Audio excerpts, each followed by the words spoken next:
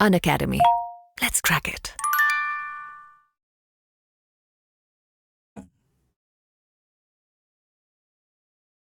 Hello दोस्तों, Unacademy के Hindi YouTube channel पर एक बार फिर से आप सभी का बहुत बहुत स्वागत है। तो आप जानते हैं कि आज है 2 अक्टूबर, यानी आज ही के दिन महात्मा गांधी और लाल बहादुर शास्त्री जी की जो जन्म दिवस की वर्षगांठ है वो मनाई जाती है। और आज के दिन हम अगर महात्मा गांधी की बात करें तो 1869 में 2 अक्टूबर के दिन ही उनका जन्म हुआ था। और आज यानी कि 2 अक्टूबर 2023 को हम उनके जन्म की 154वीं वर्षगांठ मना रहे हैं। आज के ही दिन मुझे ख्याल आया, और ऐसी कई सारी खबरों में भी ये चर्चा बनी हुई थी, ऐसा नहीं कि मुझे ही ख्याल आया, क्योंकि आपके सिलेबस का भी हिस्सा है इसलिए भी महत्वपूर्ण है। मैं आपसे एक सवाल पूछूंगा कि क्या आप डेली बेसिस पर करेंसी नोट का इस्तेमाल करते हैं? जी हाँ, आपका जवाब होगा कि करते ही हैं। उसमें आपको दिखाई देगा कि महात्मा गांधी की फोटो एक लगी हुई दिखाई देती है। इस तरह से गांधी जी हंसते हुए दिखते हैं। क्या आपने कभी ये सोचा है कि आखिरकार महात्मा गांधी की तस्वीर इन नोटों पर कब से लगाई जानी शुरू की गई होगी? कौन ऐसे निर्णय लेता है कि नोट पर किस फोटो को लगाया जाना है? क्या जब से हमारा देश आजाद हुआ उसके तुरंत बाद से गांधी जी की फोटो नोटों पर आ गई थी? या एक सवाल ये भी हो सकता है कि किसी और व्यक्ति की फोटो यहाँ पर क्या लगाई जा सकती है, इसकी मांग कभी की गई है? और अगर आप इसके और इतिहास में जाना चाहें तो आप ये भी समझ सकते हैं कि भारत में जब से मुद्रा की शुरुआत हुई है वो कब से दिखाई देती है, और शुरू से लगा करके अगर हम देखें जब से हमारे पास साक्ष्य उपलब्ध हैं तब से अब तक इसका विकास किस तरह से रहा है, या जितनी जानकारी हम तक मौजूद है। तो आज के इस डिस्कशन में हम ये समझेंगे कि आखिरकार भारत के अंतर्गत मुद्रा का स्वरूप किस किस तरह से बदला है, कौन कौन से प्रमुख शासक रहे जिन्होंने मुद्राओं का स्वरूप बदला, और वर्तमान समय में जो हम महात्मा गांधी को नोटों पर चिपका हुआ देखते हैं, उनकी तस्वीर देखते हैं, वो कैसे आए, यानी महात्मा गांधी नोटों तक कैसे पहुंचे, वर्तमान स्वरूप तक कैसे पहुंचे। ठीक है, तो चलिए सेशन में एक एक करके सभी बातों को समझेंगे। अगर हम भारतीय रुपए का इतिहास यहां से अपनी चर्चा को शुरू करें तो फिर आपको एक बात समझ में आएगी कि इसका इतिहास लगभग 6ठी शताब्दी ईसा पूर्व के आसपास से दिखाई देना शुरू हो जाता है। हमें एक मोटी मोटी एक रूपरेखा मिल जाती है कि अच्छा हाँ, यहाँ से कुछ कुछ मुद्रा के बारे में जानकारी मिलती है जो कि एक समय महाजनपद काल के रूप में दिखाई पड़ता है। वो गणतंत्र के रूप में कार्य करते थे और स्वतंत्र अवस्थाओं में मौजूद थे। जो रुपया शब्द है वो संस्कृत शब्द के रुपयकम से आया है, और उसके बाद इसका प्रचलन अगर हम देखें तो 1540-45 के आसपास शेर शाह सूरी के द्वारा किया गया। उन्होंने रुपया शब्द को ही अपनाया। तो शेर शाह सूरी तक पहुंचने से पहले हम एक बार इसकी शुरुआत महाजनपद काल से करना समझते हैं, जो कि प्राचीन भारतीय इतिहास के अंतर्गत आता है। और प्राचीन भारत के समय में अगर आप देखें तो चीनी वेन लिडियन स्टेटस के साथ प्राचीन भारत दुनिया में सिक्के जारी करने वाले शुरुआती लोगों में से या शुरुआती देशों में से एक माना जाता है। देश ना भी कहें तो क्षेत्रों में से एक माना जाता है। उपमहाद्वीपीय क्षेत्र में अगर भारत को देखें, चीन को देखें, उसके समान जो कई सारी सभ्यताएं थी उसमें हमारा देश भी उन शुरुआती क्षेत्रों में आता है ना। इसमें अगर आप देखें तो पहले भारतीय सिक्के महाजनपदों द्वारा ढाले गए थे शुरुआत में, क्योंकि मुद्रा के स्वरूप अलग अलग थे। अगर आप इसके भी पहले चले जाएंगे तो इतिहास में जो वस्तुओं का आदान प्रदान है वो बार्टर सिस्टम के जरिए होता था। भाई, मुद्रा की व्यवस्था क्यों शुरू की गई थी? ताकि आसानी से एक वस्तु का क्रय या विक्रय किया जा सके। तो चूंकि पहले व्यवस्था केवल एक्सचेंज के तौर पर चलती थी, भाई किसी ने गेहूं उपजाया है, वो अपना गेहूं उठा करके अगले व्यक्ति को दे देगा, उससे वो लकड़ी का कोई सामान ले लेगा। लेकिन इसमें भी कुछ छोटी छोटी समस्याएं आती थी। समस्या कैसे? जैसे मान लीजिए आपके पास गेहूं रखा है 5 किलो, और आपको गेहूं के बदले कोई चीज लेनी है, तो आप गेहूं देंगे तभी दूसरा सामान ले पाएंगे। और अगला व्यक्ति है जिससे आप कुर्सी लेना चाहते हैं, उसको आपसे गेहूं नहीं चाहिए, तो अब आप दोनों लोग एक दूसरे के आमने सामने मौजूद हैं, लेकिन फिर भी आप व्यापार नहीं कर पा रहे क्योंकि आपके पास कोई ऐसी प्रणाली मौजूद नहीं है। तो इसी का इलाज करने के लिए, इसी का उपचार करने के लिए एक व्यवस्था शुरू की गई, मुद्रा। तो मुद्रा अपने आप में बहुत अच्छी व्यवस्था है जो आज तक चल रही है विनिमय के माध्यम से। तो सिक्कों से शुरू करें तो सिक्के महाजनपदों के काल में हमें दिखाई देते हैं, और पुराण, कारशापड़ या पनस नाम से हमें इनका नामकरण भी दिखाई देता है। कुछ महाजनपदों के अगर नाम लेना चाहें तो महाजनपदों में आपको गांधार, कुंतल, कुरु, पांचाल, शाक्य, सूरसेन और सौराष्ट्र आदि दिखाई देंगे, जहां पर सिक्के अलग अलग तरह से बनाए जाते थे। हालांकि ये सिक्के चांदी के थे और एक मानक वजन के जरूर होते थे, लेकिन इनका आकार अनियमित होता था। कोई बड़े, कोई गोल हो सकते थे, कोई चौकोर, और इसमें अलग अलग चिन्ह भी आपको दिखाई देंगे। जैसे कि अगर आप सौराष्ट्र वाला एक सिक्का देखते हैं तो उसमें आपको एक कुबड़ वाला बैल दिखाई देता है। वही अगर आप एक दूसरा देखें दक्षिण पांचाल का सिक्का, उसमें आपको स्वास्तिक दिखाई देता है। और मगध में अगर जाएंगे तो अलग अलग कई सारे प्रतीक चिन्ह आपको दिखाई देंगे, जिसमें एक समानता सी दिखाई नहीं देगी। अगर आप देखें कि चंद्रगुप्त मौर्य के समय में क्या स्वरूप था, तो चांदी, सोने, तांबे और शीशे की ढलाई वाले पंच अंकित सिक्के उस वक्त जारी किए गए थे। ठीक। और इंडो ग्रीक और कुषाण राजाओं ने सिक्कों पर चित्र उकेरने की एक यूनानी प्रथा की शुरुआत की थी, जिसके बाद चित्रों पर अलग अलग तरह के आपको सिक्कों पर चित्र दिखाई देते हैं। अगर आप चंद्रगुप्त मौर्य के समय में ही चाणक्य के अर्थशास्त्र के भीतर पढ़ेंगे तो आपको कई बातें जानने को मिलेगी कि सिक्कों की ढलाई को लेकर के किस तरह का स्वरूप चलता था। वहां पर चांदी के, सोने के, तांबे के और शीशे के सिक्कों को अलग अलग नामों से पुकारा जाता था। जैसे कि चांदी के सिक्के को रूप्य रूप, सुवर्ण रूप, सोने के सिक्के को ताम्र रूप, तांबे के सिक्के को और सीसा रूप। इसका वर्णन आपको अर्थशास्त्र में मिल जाएगा, जहां से पता चलता है कि सिक्कों की ढलाई उस वक्त इन स्वरूपों में की जाती थी। उसके बाद आगे चल करके 12वीं शताब्दी के आसपास दिल्ली में सल्तनत काल की शुरुआत होती है, और वो भारतीय राजाओं द्वारा किए जाने वाली जो डिज़ाइन थी उसको इस तरह से कुछ लिपियों में बदल देते हैं। इस्लामी जो डिज़ाइन है, इस्लामी सुलेख है, उसमें इन सिक्कों की डिज़ाइन वो बदल देते हैं, और शाही डिज़ाइन फिर इस्लामी डिज़ाइन के रूप में हमें दिखाई देने लगती है। जो भारतीय राजाओं के द्वारा परंपरा शुरू की गई थी उसको बदला जाता है। उस समय सोने, चांदी और तांबे से बनी मुद्रा को टका कहते थे दिल्ली सल्तनत के काल में, और उससे जो कम वजन वाली मुद्रा होती थी उसको कहते थे जित्तल। यानी कि जो महत्वपूर्ण मुद्राएं हैं वो है टका, और जो उससे कम वैल्यू वाले सिक्के हैं उनको कहते थे जित्तल। ठीक है। अब दिल्ली सल्तनत के काल को अगर आप और समझें तो यहाँ पर मौद्रिक प्रणाली को मानकीकृत करने का प्रयास किया था इन्होंने, और काफी विस्तार देने का भी प्रयास किया था। लेकिन जब 1526 में मुगल साम्राज्य की स्थापना होती है, बाबर आते हैं और बाबर धीरे धीरे फिर अपनी व्यवस्था को शुरू करते हैं, तब फिर आपको दिखेगा कि ये जहां जहां मुगल साम्राज्य फैला उन्होंने मौद्रिक प्रणाली को समेकित और एकीकृत करने का प्रयास किया। लेकिन इस बीच का एक छोटा सा समय आपको दिखेगा हुमायूं के आसपास का, बाबर के बाद, कि शेरशाह सूरी ने भी बीच में शासन किया है, और शेरशाह सूरी के समय में फिर आपको रुपए का विकास दिखाई देगा। ठीक है।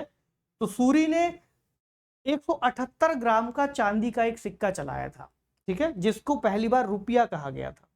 उसके बाद अगर आप देखें तो आने वाले समय में फिर लंबे समय तक रुपया चलता रहा, अंग्रेजों के आने तक भी रुपया चलता रहा। हालांकि बाद में उन्होंने इसमें कुछ बदलावों को शामिल किया, और यह भी है कि पहले जो मानक था फिर मानक को भी कुछ बदला गया। ठीक है। और रुपया तब तक चलता रहा जब तक 1600 के आसपास अंग्रेजों ने उनका चार्टर तैयार हुआ, और फिर इसके बाद इसके दशक में यानी 1610-11 के आसपास जब वो यहाँ पर आए तो फिर उन्होंने इस रुपए को ही चलाते रहे। कई जगहों पर आप देखेंगे औपनिवेशिक काल में रुपए को उन्होंने बदलने की कोशिश की, पाउंड स्टर्लिंग से बदलने की कोशिश की, लेकिन उसके बावजूद रुपए की जो प्रसिद्धि थी वो बनी रही, इतनी आसानी से वो बदला नहीं, और कई सारे उपनिवेशों में इन्हें उस रुपए को भेजना भी पड़ा। ठीक।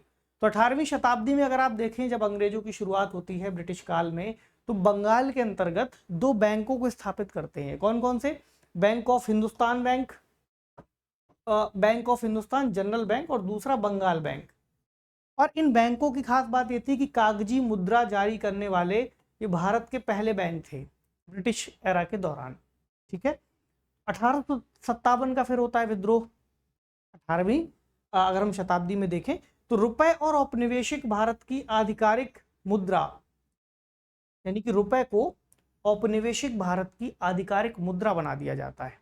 और आप रुपए में देखेंगे कि फिर किंग जॉर्ज 5 और 6 के आपको जो उनकी स्मृतियां हैं, उनके जो चेहरे हैं, उनके कटआउट्स हैं, आपको वहां पर बनते हुए दिखेंगे। तो किंग जॉर्ज 6 का बैंक नोटों और सिक्कों पर जो कटआउट है वो लगाया जाता है, और जो देसी डिजाइन इसके पहले राजाओं के माध्यम से सल्तनत काल में, मुगल काल में शेरशाह सूरी के द्वारा बनाई गई जो चली आ रही प्रथाएं थी वो यहाँ पर आपको बदलती हुई दिखाई देती हैं। और यहाँ पर किंग जॉर्ज 6 और 5 की जो कटआउट्स हैं वो लगाए जाने शुरू कर दिए जाते हैं। यहाँ पर एक नोट मैंने आपके लिए दिखाया है कि किस तरह से 100 रुपए का ये नोट है जिसमें किंग जॉर्ज की तस्वीर लगाई हुई है। और फिर दूसरा वाला जो यहाँ पर खाली इमेज होता है जिसमें नोट की पहचान करने के लिए आप उसको ऊपर उठाकर लाइट में लगा के देखते हैं, उस कटआउट में भी फिर उनकी तस्वीर दिखती है। अब 19वीं शताब्दी के आसपास अगर आप मुद्रा के विकास को और थोड़ा सा ले जाएं तो अंग्रेजों ने उपमहाद्वीप में जो कागजी मुद्रा की शुरुआत की थी, उसी शुरुआत के बाद वो एक अधिनियम लेकर के आते हैं, कागजी मुद्रा अधिनियम 1861, और इसके जरिए नोट छापने की जो प्रक्रिया है उस पर अपना एकाधिकार स्थापित करते हैं जहां जहां ब्रिटिश भारत का साम्राज्य स्थापित होता है। इसके लिए वो कागजी मुद्रा का प्रबंधन सुनिश्चित करते हैं और एक पद जो उनके यहाँ परंपरागत प्रथा के रूप में चलता है, मिंट मास्टर्स, ये आपको दिखेगा स्कॉटलैंड, इंग्लैंड और पूरे यूके के अंतर्गत राजाओं की प्रथा के बाद से मिंट मास्टर्स वहाँ पर जो है उनकी टकसाल और रुपए की पूरी व्यवस्था को देखते थे। तो यही शब्द यहाँ भी लिखा है। बेसिकली इसका काम था महालेखाकार और मुद्रा के नियंत्रक की भूमिका में रहते थे और पूरी व्यवस्था को संभालते थे। अगर आप देखेंगे तो जॉर्ज पंचम का जो चित्र है उसकी एक सीरीज उन्होंने शुरू की थी 1923 में, जहां पर ब्रिटिश भारत के सभी पेपर मनी की एक अभिन्न विशेषता के रूप में इनकी तस्वीर फिर हमें दिखाई देती है। अगर आप नोटों का एक श्रृंखला देखें तो 1 रुपए का नोट, 2.5 रुपए का, 5 रुपए का, 10 रुपए, 50, 100, 1000 और 10,000 रुपए का मूल्य वर्ग का नोट आपको यहाँ देखने को मिल जाएगा। यानी उस समय तक अगर हम सोचें, आज अगर हमें कुछ नोट बड़े लगते हैं तो एक समय ऐसा भी था जब हम 10,000 रुपए तक का नोट चला रहे थे। बेसिकली हम कहें या फिर ब्रिटिश सरकार उस समय इतने बड़े जो है नोट लेकर के आई थी। अब आरबीआई के बारे में आपने सुना है, आरबीआई का गठन होता है 1934 के अधिनियम के माध्यम से, आरबीआई एक्ट 1934, और आरबीआई का फिर जो गठन है 1 अप्रैल 1935 को कलकत्ता में किया जाता है और आरबीआई इस पूरी व्यवस्था को संभालना शुरू कर देता है। 1938 में आरबीआई ने जॉर्ज 6 के चित्र का पहला एक नोट जारी किया था। 1938 में, अपने गठन के बाद 35 में गठन हो रहा है और 38 में आरबीआई पहला नोट छाप रहा है, और किसका? जॉर्ज 6 के चित्र का 5 रुपए का नोट जारी करता है। और इसमें भी अगर आप सिग्नेचर को देखेंगे तो आरबीआई के जो दूसरे गवर्नर थे, ठीक है, कौन? जेम्स टेलर, इनके हस्ताक्षर आपको दिखाई देंगे, पहले गवर्नर के नहीं। ये जेम्स टेलर की तस्वीर है और यहाँ पर वो नोट तक दर्शाया गया है और ये यहाँ पर उनके सिग्नेचर हैं, ठीक है। जेम्स टेलर वहाँ पर हस्ताक्षर करते हैं। अगर कोई वनडे एग्जाम या किसी अन्य एग्जाम में हो सकता है ऐसा कोई सवाल पूछा जाए, लेकिन एक जनरल जानकारी के लिए, चूंकि आप पूरी रुपए का इतिहास, महात्मा गांधी तक भी अभी हमें आना है तो समझ रहे हैं, ठीक है। फिर आता है 1947 का समय और भारत आज़ाद होता है, लेकिन आज़ादी के बाद भी कुछ समय तक जो जॉर्ज 5 और 6 के जो सिक्के और नोट थे वो चलते रहते हैं और उसमें धीरे धीरे फिर हम बदलाव करना शुरू करते हैं। एक अधिनियम आता है 1955 में, भारतीय सिक्का निर्माण संशोधन अधिनियम 1955 का, जिसके जरिए जो सिक्के थे, सिक्कों में शेर बना होता था और इस तरह किंग जॉर्ज 6 की एक तस्वीर कटआउट के रूप में लगी होती थी।